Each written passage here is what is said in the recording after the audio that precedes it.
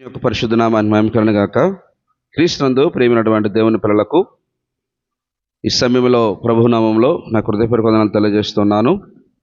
ఈరోజు ఒక ప్రత్యేకమైనటువంటి సంగతి గురించి లేఖనాల ద్వారా మనం ఆలోచన చేద్దాం. అదేమిటంటే అసూయ అనేటువంటి విషయాన్ని గురించి మనం పరిశుద్ధ గ్రంథంలో నుంచి పరిశీలన చేద్దాం ప్రియమైన వాళ్ళరా. ఎందుకంటే ఈనాడు ప్రతి మనిషి కూడా తనకు జీవితంలో అసూయ అనేది ఉంటూనే ఉంటుంది.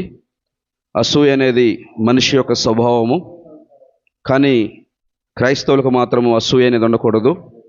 అసూయ అనేది ఇది శరీర కార్యాలు ఒకటిగా ఉందని గలతీ రాసిన పత్రిక 5వ అధ్యాయం 22వ వచనంలో శరీర కార్యములు స్పష్టమై ఉన్నవి. అవి ద్వేషము, అసూయ, మత్సరము, విగ్రహారాధన అని మనం చెప్పుకుంటూ లేఖనాలలో మనం చూడగలుగుతాం. ఈ అసూయ అనేది ఒక మనిషిని నష్టాల్లో ముంచివేస్తూ ఉంది. కాబట్టి అసూయ అనేది ప్రతి వ్యక్తి కూడా కలిగి ఉంటాడు. కాబట్టి అసూయకు బదులు ప్రేమ అనేటువంటి విషయాన్ని అతను కలిగి ఉండటం నేర్చుకోవాలి. చూడండి, ఒకసారి మనం లేఖనాలు గమనించినట్లయితే మనందరూ తెలుసు, అబ్రహాము కుమారుడైనటువంటి ఇస్సాకు ఆయన గెరారులో నివసిస్తూ ఉన్నప్పుడు ఫిలిష్తీయులు అతని యందు అసూయపడినట్లు మనం చూస్తాం. ఈ ఫిలిష్తీయులు ఎందుకు అతని యందు అసూయపడ్డారు అనేటువంటి విషయాన్ని మనం లేఖనాల్లో చూసినట్లయితే ఇస్సాకు అక్కడ బహుగా అభివృద్ధి పొందుతూ ఉంటాడు. క్రమక్రమము అభివృద్ధి చెందుతూ ఉంటాడు. అనేక రకమైనటువంటి గొర్రెలు, గొడ్లు, ఆస్తి ఎక్కువ అవుతూ ఉంటుంది. ఇవన్నీ కూడా వాళ్ళు చూసినప్పుడు అబ్రహాము కుమారుడైనటువంటి ఇస్సాకునందు ఈ ఫిలిష్తీయులు అసూయపడినట్లు మనం చూస్తూ ఉన్నాం. చూడండి ప్రియమైన వాళ్ళరా, ఆదికాండము 26వ అధ్యాయము 12వ వచనంలో ఇస్సాకు ఆ దేశమందు ఉన్నవాడై విత్తనము వేసి ఆ సంవత్సరము 100 ఫలము పొందెను. యెహోవా అతనిని ఆశీర్వదించిన గనుక ఆ మనుష్యుడు గొప్పవాడాయను. అతడు మిక్కిలి గొప్పవాడగ వరకు క్రమక్రమము అభివృద్ధి పొందుచూ వచ్చెను. అతనికి గొర్రెల ఆస్తియు, గొడ్ల ఆస్తియు, దాసులు గొప్ప సమూహము కలిగినందున ఫిలిష్తీయులు అతని యందు అసూయపడిరి. కాబట్టి ఇస్సాకు ఏ విధంగా అయితే క్రమక్రమము దేవుని యొక్క కృపచేత ఆశీర్వదింపబడుతూ ఉన్నాడు, అనేక విధములైనటువంటి ఆస్తి, విస్తారమైనటువంటి గొడ్లు, గొర్రెలు, మేకలు, విస్తారమైనటువంటి సంపద అంతా చూసి ఈ ఫిలిష్తీయులు అతని యందు అసూయపడ్డారు. అవును కదా, మన జీవితంలో కూడా అనేక సందర్భాల్లో ఎదుటి వ్యక్తి బహుగా ఆశీర్వదించబడుతూ ఉంటే, ఎదుటి వ్యక్తి బాగా సంపాదిస్తూ ఉంటే, ఎదుటి వ్యక్తి మనకన్నా గొప్ప ఉద్యోగాన్ని కలిగి ఉంటే, ఎదుటి వ్యక్తి మంచి గృహాన్ని నిర్మించుకుంటే, ఎదుటి వ్యక్తి మనకన్నా ఒక మంచి వాహనాన్ని కలిగి ఉంటే చాలామంది కూడా అసూయపడుతూ ఉంటారు. చాలామంది కూడా అతను చూసి వ్యసన పడుతూ ఉంటారు. కానీ అసూయ అనేది మనిషి జీవితంలో మంచిది కాదండి. ఈ అసూయ అనేది చాలా చెడ్డది. ఇది శరీర కార్యాల్లో ఒకటి. ఇక్కడ ఇదే పరిస్థితి మనం చూస్తూ ఉన్నాం. ఆదికాండం 26వ అధ్యాయము 12వ వచనంలో ఏ విధంగా వీళ్ళు ఫిలిష్తీయులు ఇస్సాకునందు అసూయపడ్డారంటే, అతడు విస్తారంగా అభివృద్ధి పొందుతూ ఉన్నాడు. అతను గొప్ప ఆస్తి కలిగి ఉన్నాడు. క్రమము దేవుడు అతన్ని ఆశీర్వదిస్తూ ఉన్నాడు. ఇది చూసి వాళ్ళు అసూయపడ్డారు. ఇక్కడ చూడండి, అదే విషయాన్ని చెప్తూ ఉన్నాడు. ఇస్సాకు ఆ దేశముందున్నవాడై విత్తనము వేసిన సంవత్సరము 100 ఫలం పొందాడు. అలాగే అతడు యెహోవా, చూడండి 12వ వచనంలో, యెహోవా అతనిని ఆశీర్వదించిన గనుక ఆ మనుషుడు గొప్పవాడాయను. అతడు మిక్కిలి గొప్పవాడగ వరకు క్రమక్రమము అభివృద్ధి పొందుతూ వచ్చును. అంటే ఇస్సాకును దేవుడు క్రమక్రమము, అతను విత్తనం వేసిన సంవత్సరం మొదలుకొని క్రమక్రమము కూడా, అంటే అంచెలంచెలుగా దేవుడు ఇస్సాకు క్రమంగా అభివృద్ధి పొందుతూ ఉన్నాడు. ఇస్సాకును దేవుడు బహుగా ఆశీర్వదించాడు. కానీ ఇక్కడ ఉన్నటువంటి ఈ ఫిలిష్తీయులు ఇస్సాకు యందు అసూయపడతా ఉన్నారు. చూడండి ఏమని రాయబడి ఉన్నదో 14వ వచనంలో, అతనికి గొర్రెల ఆస్తియు, గొడ్ల ఆస్తియు, దాసుల గొప్ప సమూహమును కలిగినందున ఫిలిష్తీయులు అతని యందు అసూయపడిరి. అలాగే వాళ్ళు ఏం చేశారో చూడండి, అసూయపడి అతని తండ్రి అయిన అబ్రహాము దినములలో అతని తండ్రి దాసులు త్రవ్విన బావులన్నింటినీ ఫిలిష్తీయులు మన్ను పోసి పూడ్చివేస్తారు. చూడండి అసూయ ఎంత పని చేసిందో. దేవుడు అతన్ని ఆశీర్వదిస్తూ ఉంటే, బహుగా అంచెలంచెలుగా అభివృద్ధి పొందుతూ ఉంటే, ఫిలిప్తీలు అతని యందు అసూయపడినట్లు మనము చూస్తూ ఉన్నాం. నేటి దినాలలో కూడా సమాజంలో కూడా అనేక మంది ఎదుటి వాళ్ళు గొప్పగా ఎదుగుతూ ఉన్నప్పుడు, క్రమక్రమంగా అభివృద్ధి పొందుతూ ఉన్నప్పుడు, మంచి ఉన్నతమైనటువంటి స్థితిలో ఉన్నప్పుడు ప్రజలు అనేక మంది తట్టుకోలేక వారి పట్ల అసూయపడి వారిని ఏదో ఒక విధంగా నష్టం కలిగించే విధంగా ప్రవర్తిస్తూ ఉంటారు, ఇక్కడ ఉన్నటువంటి ఫిలిప్తీలు వలె. కాబట్టి అబ్రహాము దినములలో ఉన్నటువంటి బావులన్నింటిని వాళ్ళు ఏం చేశారంట? మన్ను పోసి పూడ్చివేశారు. అయితే మరలా ఇస్సాకు తన తండ్రి యొక్క బావులు ఏవైతే ఇళ్ళని పూడ్చివేశారో మరలా వాటిని అన్నిటిని తవ్వించాడు. చూడండి 26వ అధ్యాయము 18వ వచనములో, అప్పుడు తన తండ్రి అయిన అబ్రహాము దినములలో త్రవ్విన నీళ్ల బావులు ఇస్సాకు తిరిగి త్రవ్వించును. 19వ వచనం, మరి ఇస్సాకు దాసులు ఆ లోయలో త్రవగా జలలు గల నీళ్ల బావులు దొరికెను. జలల గల నీళ్ల బావులు దొరికెను అంటే దేవుడు చూడండి ఇస్సాకుని ఎంతగా అభివృద్ధి పరిచాడో. కాబట్టి ప్రియమైన వాళ్ళరా, దేవుడు ఒక వ్యక్తిని గొప్పగా ఆశీర్వదిస్తూ ఉన్నప్పుడు మనం ఎవరు ఏదైనా అసూయపడితే, ఎవరినైనా మత్సరపడి అసహించుకుంటే మన మత్సరము మన అసూయ వలన అతని యొక్క అభివృద్ధి ఏమి తగ్గదు.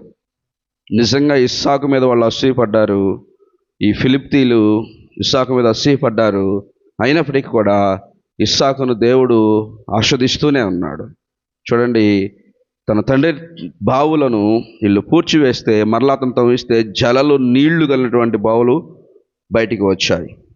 అలాగే మరొక సందర్భాన్ని మనం గమనిస్తే, యాకోబు భార్య అయినటువంటి రాహేలు తన అక్క యందు అసూయపడుద్ది.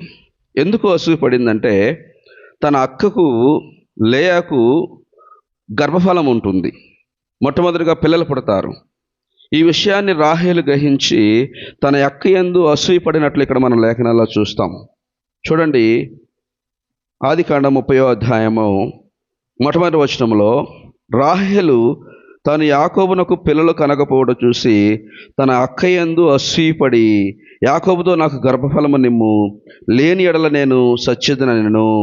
యాకోబు రాహేలు మీద కోపము రాహేలు మీద రగులుకొనగా అతడు, నేను నీకు గర్భఫలం నీయకపోయినా దేవునికి ప్రతిగానున్నానా అనెను. అంటే ఇక్కడ చూడండి, అక్క యందు అసూయపడటము. కొన్ని సందర్భాల్లో కూడా బిడ్డల విషయంలో కూడా తన పొరుగు వారికి, తోటి వారికి, తన కుటుంబంలో ఉన్న వారికి బిడ్డలు కలిగి ఉన్నప్పుడు, తనకు బిడ్డలు లేనప్పుడు ఎదుటివారి పట్ల అసూయపడేటువంటి పరిస్థితి కూడా వస్తుంది. కాబట్టి ఇక్కడ చూడండి, రాహేలు తన అక్క యందు అసూయపడింది. ఈనాడు కుటుంబాల్లో కూడా, కుటుంబంలో ఉన్నటువంటి అన్నదమ్ముల్లో కానీ, అక్కచెల్లెల్లో కానీ అనేక మంది వారికి ఏదైనా కలిగి ఉంటే వీళ్ళకి లేకపోతే వారి పట్ల వీళ్ళు అసూయ భావాన్ని కలిగి ఉంటున్నారు. కాబట్టి అసూయ అనేది మంచిది కాదు. చూడండి ప్రియమైన వాళ్ళరా, ఇప్పుడు మీరు చూసినట్లయితే దేవుని యొక్క వాక్యాన్ని మీరు గమనించినట్లయితే మరొక సందర్భాన్ని మనం గమనిద్దాం. అదేమిటంటే, యాకోబు తన చిన్న కుమారుడైనటువంటి యోసేపును ఎక్కువగా ప్రేమిస్తాడు.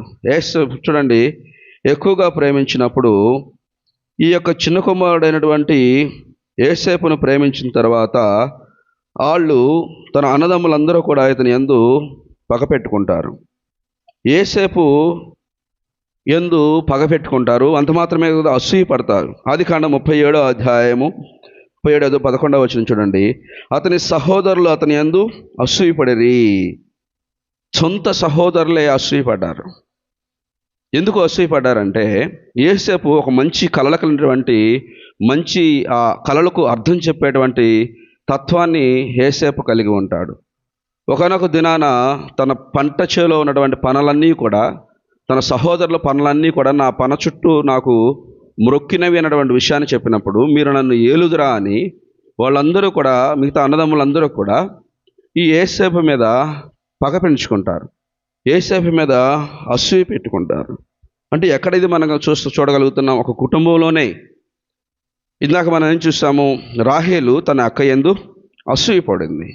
అలాగే సమాజంలో మనం చూస్తే ఇస్సాకు యందు ఫిలిప్తీలు అసూయపడ్డారు. కాబట్టి ప్రియమైన వాళ్ళరా, నేటి దినాల్లో ఉన్నటువంటి పరిస్థితి ఏంటంటే అసూయ పడకూడదు. ఈ అసూయ అనేది శరీర కార్యము. ఈ అసూయ ద్వారా మత్సరములు, వివాదములు కలుగుతాయి. ఈ అసూయ అనేది అపవాది సంబంధించినటువంటి పని. కాబట్టి ప్రియమైన సహోదరి, సహోదరుడా, నీవు కూడా ఇతరుల పట్ల అసూయ కలిగి ఉన్నావా? ఇతరుల పట్ల నువ్వు ద్వేషాన్ని కలిగి ఉన్నావా, అది నీకు నష్టాన్ని తీసుకొస్తుంది, అది నీకు శ్రమలను తీసుకొస్తుంది, అది ఒక వ్యసనంలాగా నీకు మారిపోయింది. అసూయ అనేది శరీరకారమైన నువ్వు గుర్తించాలి. కాబట్టి పేతురు రాసిన పత్రిక, మొదటి పేతురు రాసిన పత్రికలో ముగింపులోనికి వెళ్దాం. మొదటి పేతురు రాసిన పత్రిక 2వ అధ్యాయంలో ఏమంటాడంటే, మీరు కొత్తగా జన్మించినటువంటి శిష్యులను పోలిన వారై ఉండాలంటూ మొదటి పేతురు రాసిన పత్రిక 2వ అధ్యాయం మొట్టమొదటి వచనంలో, ప్రభు దయాళుడని మీరు రుచి చూచున్న యెడల సమస్తమైన దుష్టత్వమును, సమస్తమైన కపటమును, వేషధారణను, అసూయను, సమస్త దూషణ మాటలు మాని. కాబట్టి అసూయ అనేది దేవుని పిల్లలు వాటిని విసర్జించాలి, వాటిని మానివేయాలి. ఇక్కడ ఇస్సాకు ఏ విధంగా అభివృద్ధి పొందుతూ ఉన్నాడో, గొప్ప ఆస్తి కలిగి ఉన్నాడో, అతని పట్ల ఫిలిస్తీన్లు అసూయపడ్డారు. తాను యొక్క తండ్రితో ఇచ్చినటువంటి బావులన్నీ కూడా వాళ్ళు పూడ్చివేశారు. అది మంచిది కాదు, అది మానివేయాలి. తర్వాత దేవుడు ఇస్సాకును బహుగా ఆస్వాదించినట్లు మనం చూస్తాం. అలాగే రాహేలు తన అక్క అందు అసూయపడింది, ఎందుకంటే తనకు పిల్లలు ఉన్నారు, నాకు లేరని. అలాగే యోసేపు అన్నదమ్ములు అసూయపడ్డారు, ఎందుకంటే తను గొప్పవాడుగా కలలభావం చెప్తూ ఉన్నాడని, తండ్రి తన కుమారుని, చిన్న కుమారుని ఎక్కువగా ప్రేమిస్తూ ఉన్నాడని. కాబట్టి క్రైస్తవులలో అసూయ అనేది ఉండకూడదు, మంచితనం ఉండాలి, ప్రేమ అనేది ఉండాలి.